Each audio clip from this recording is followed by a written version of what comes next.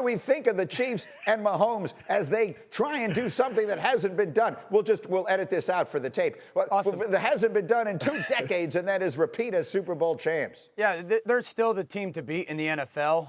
The reality of Patrick Mahomes and Andy Reid being transcendent is undeniable. What's around them doesn't necessarily dictate how much they're actually going to win or their chances of winning football games. Green, I think there's 2 things that we can nitpick and point to that can knock them off. One, the conference. We all know that the AFC is absolutely loaded, and it's only gotten better because teams have tried to beat them. And then 2, their own roster, and I would point to 2 specific areas. Left tackle, they lost Orlando Brown Jr. to the Bengals, and this organization is great at identifying and developing players. Donovan Smith comes over from the Bucs. He struggled last year. Can he fix that? And then 2, their number 2 wide receiver. This is shocking to talk about a team in relation to they are the Super Bowl favorite in the NFL. Only 2 teams in the NFL, 2, have less receptions, receiving yards, and touchdowns than the Chiefs wide receivers. Those are the Atlanta Falcons and the Green Bay Packers. So with the loss of Juju and the loss of Mecole Hardman, some number 2 wide receiver is going to have to step up in the NFL this year for them. Sky Moore, Rashee Rice, who they drafted this year, Justin Ross from Clemson, if he stays healthy. That would be the hiccup in my eyes if they cannot repeat. The conference and also some of their young players are going to have to step up and play good football. And that's assuming that Kadarius Toney is ready to be the number 1 that we saw him. He certainly was drafted to have that potential. I'm agreeing with you, and I'm saying you're looking for a number 2. I think there were at least some questions across the board. Domonique, how about it? Can Mahomes just lift anyone they put out there with him?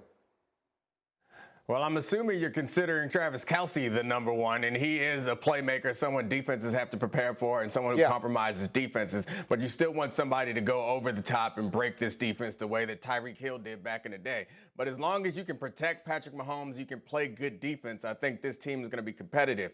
In the playing good defense part, they might want to pay Chris Jones what he's asking for because he's the one player on their defense that is just kind of transcendent and changes the way that you can approach. He's someone that you have to account for every snap. I don't know that they have anybody else on that side of the ball that can do that. Well, I mean, behind Mahomes and Kelce, Chris Jones is probably the best player on this team overall. Yes, Dan Graziano, and is still in a holdout situation.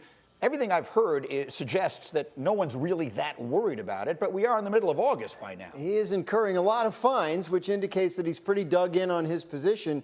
Look, when you look at this defensive tackle, Aaron Donald is the highest paid at almost $32 million a year. The next highest paid guy at that position is Quinnen Williams of the Jets at about $24 million a year. That's a big gap, right? And that can be very difficult in terms of negotiating contracts. I think the Chiefs believed it would be done by now. It is not. The longer it goes, the closer we get to the season, the bigger concern it becomes because, yes, he is the critical player on their defense. He is the critical player in their pass rush. And whatever they want to do defensively will not work without him.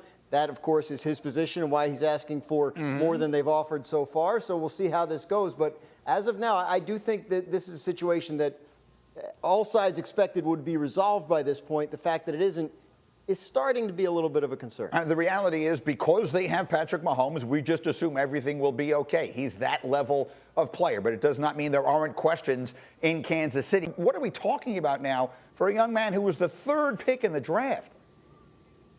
Yeah, if I remember correctly, he also played 7-man football in high school. So a lot of 11-on-11 football. He doesn't have that experience under his belt, but he still has a tremendous amount of talent. And you see the glimpses here and there, at least before the injury last year. You heard positive things out of San Francisco. In his rookie year, you heard positive things out of San Francisco. But he's been plagued by injuries and poor timing. So we saw him in this game struggle with some things that you expect a young quarterback to have under control, like not staring down your underneath receiver in zone coverage. That was one of the mistakes that should have been an interception early in that game. He was able to correct that a little bit later. As Dan said, he got better as the game went on, where he was able to manipulate the zone and throw a good pass into an open pocket. But he does have a lot to go, which I think is encouraging if you're looking to trade for a quarterback of the future. But it's pretty clear that this 49ers team expects to win now, and Trey Lance is not ready to do that. You know, it's another thing, Greeny, that and Dom, that I look at in Grass. One of the intriguing aspects to him coming out was how athletic he was. He was big, fast, strong, powerful. But then you watched again yesterday and those sacks, and you're sitting there going, for a guy that is supposed to be talent-wise able to get us out of some of those poor protection situations or, run away from some of those sacks, it doesn't happen. So my issue right now with Trey, outside of the things I said as a passer, is I'm not reaping some of the benefits of some of the talent that you were supposed to have on for display. And one of the reasons why I wanted you as this player was like, well, wow, this guy, we don't have to be perfect around him because he can make up, by the way, that ball down the left sideline should be a touchdown. He can make up for some of our deficiencies. He's so talented. And that's not showing itself either. And that's why you sit there and I'm not trying to pile on the young man, but you sit there and go, I'm not reaping the benefits. There's nothing that stands out right now. Yeah, the comp on him when he came out was Josh Allen. That's what people were saying. The skill set and the size and everything was Josh Allen. He just hasn't had any chance. Right. So, Dan, what happens now? Well, I think that a couple things are very interesting about what these guys have said. Number one, the idea that he got better as the game goes along. I was at their camp last week or a week and a half ago, whatever it was.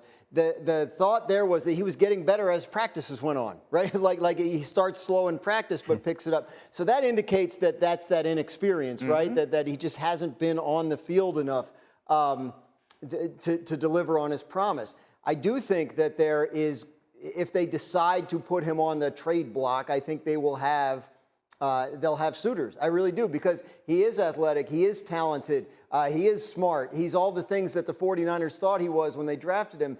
They knew he was not experienced, and that turned out to be, it has so far turned out to be a greater detriment than I think they gave it credit for at the time.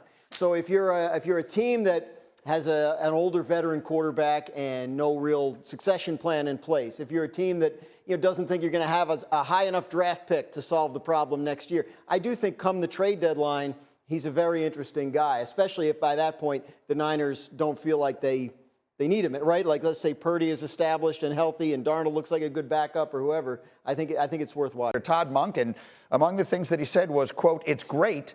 I've been sending him plays of stuff I've been seeing, and he's been putting them in practice, and they're working." So it's like, I'm glad he's listening to me, man. Help me with that one, Dan Orlovsky. When the quarterback is saying, hey, the offensive coordinator, that almost feels like it's subtweeting, even though this wasn't on Twitter. Yeah. Like it almost sounds like he's saying, hey, they're doing stuff I've been wanting to do for a long time, and they just wouldn't let me. Yeah, and they didn't think he was capable of it sounds like. I think Lamar's just really excited to be in an offense that's going to even more so allow his skill set to be on display. Greeny, this offense under Greg Roman and Lamar won him an MVP. They were awesome. The way I described this offense back when it was those two together was they would shrink you down to spread you out. They would compact everybody offensively, and then they would spread you out to the perimeter, especially in the run game. I think now, and I'm one of the people who thinks it's going to look very, very, very different, they're going to spread you out to exploit that space. You're going to see them sideline to sideline almost. I think they're going to take their offensive weapons, Zay Flowers and OBJ and Bateman and Mark Andrews, and spread them out sideline to sideline and create all this space, not only for just Lamar, but for those players, both in the pass game and the run game. I don't expect this team to just spread you out and throw the ball 50 times a game. I think they're going to create even more space for Lamar to run and even more scramble opportunities for Lamar to be a part of. So it's going to be a spread you out to exploit all this space. It'll be unlike anything we've seen with Lamar. I do believe Lamar has the best season he's had as a pro in totality. This is an offense that, if they stay healthy, is as scary as anybody in the league. Meek. Yeah, maybe a slow start because they're learning a new offense. But to Dan's point, what they were doing before is saying, we know what we do, you know what we do, but can you stop it? And now they've moved on to, I think, a more developed offense where it's like, all right, we have Zay Flowers over here. We have OBJ over there. Maybe we'll have Bateman when he's healthy right there. We got Andrews right here. We got Lamar and Dobbins in the backfield. You pick your poison, and we're going to let Lamar sit back there and decide where to attack you. And to Dan's point, that's a lot scarier to me because in the old offense, they'd have have 3 tight ends out there and 2 fullbacks. So it's like, all right, worst case scenario in the passing game is 15 yards to Mark Andrews. Now, worst case scenario in the passing game is Odell Beckham in man coverage or Zay Flowers in man coverage with Lamar Jackson making the decision. If you guys go man in that situation, we got you locked up right there, or Lamar can scramble. It doesn't mean they're going to take the design quarterback run out of it, but it does mean that defenses will have to make a decision. Are we going to stop this run, or are we going to try to keep them in front of us? I think it all sounds fantastic. I do think there's a lot more question marks than people are giving it credit for, right? I mean, Odell Beckham did not play last year. Zay Flowers is a rookie. Rashad Bateman has not been able to stay healthy. J.K. Dobbins is somehow upset about his contract, even though he's done absolutely nothing in the league. There's a lot of weird issues going on. Plus, the quarterback has been injured the last couple of years to end the season. So, look, I'm as big a Lamar fan as there is. I hope it works, but I need to see it. And the idea that they'll spread everybody out and they'll operate in space all sounds really good. He seems happy. Maybe they'll hit the ground running and it'll be perfect. But am I the only one that thinks there's probably going to be growing pains? Like, no. Is that not a reasonable expectation? Go ahead, I don't Danny. need to see it. It'll work. I don't need to see it. To your point, Graz, health. That's fair. We could say that about a lot of teams. But I don't need to see it to know it'll work. I watched the guy play in this offense at Louisville. I've seen Odell when Odell's been 80%. I watched Zay Flowers. I just think it's a very talented offense. The style of football in the NFL. Now, I will tell you the number one hindering or the number one question mark about this offense outside of the health aspect. Can Lamar and this offense play boring, completion-driven, we're not going to give you as many big plays as you want football? That's the style that's going around the NFL defensively. Dom can speak to it greater than I can. If he's capable of doing that week after week after week, I don't need to see it. They'll be fine. And so, look, I mean, that's the reality of the situation here. If you watch the Jets play on Saturday, again, we watched all the preseason this weekend. Domonique, they may have the best defensive line in the entire sport, but the offensive line is the question mark, and if you're Aaron Rodgers, that's got to be a concern. Yeah, not only if you're Aaron Rodgers, but if you're Mike Greenberg. I remember after the very first episode of Hard Knocks, we were all here celebrating, and I was with you. It was fun. But do you remember that really great pass that he threw, and the defensive coordinator was all excited? We're going to be in every game. I'm sure you remember that. If you go back and rewatch it, the D coordinator said, we had him sacked.